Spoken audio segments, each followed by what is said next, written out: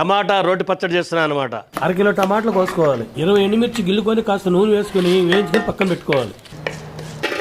4 చెంచాలు నూనె వేసుకుందాం. 1/2 చెంచా మెంతులు వేసుకుందాం. కరివేపాకు వేసుకుని వెంటనే టమాటాలు కూడా వేసేసుకుందాం. టమాటా బాగా వేయించుకోవాలి. ఇప్పుడు 1/2 చెంచా పసుపు, రుచికి సరిపడే ఉప్పు కూడా వేసేసుకుందాం. మూత పెట్టుకుని టమాటా బాగా మగ్గబెట్టుకుందాం.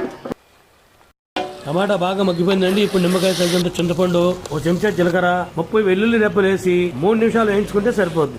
రోట్లో ఎండుమిర్చి వేసి మెత్తగా దంపేసుకోవాలి. అందులోనే టమాటా మిశ్రమాన్ని వేసుకోవాలి. ఏం వాసన గుబాళిస్తుందండి.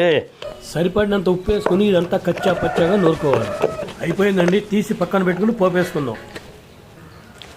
నూనెలో పోపు గింజలు, వెల్లుల్లి, ఎండుమిరపకాయలు, కరివేపాకు వేయించుకుని మన టమాటా రోటి పచ్చడి వేసేసుకుందాం. కాస్త నెయ్యి వేసుకుని పచ్చడి వేసుకుని ఒక కుమ్మేస్తానండి. ఇలా ముద్దు చేసుకుని తినాలండి.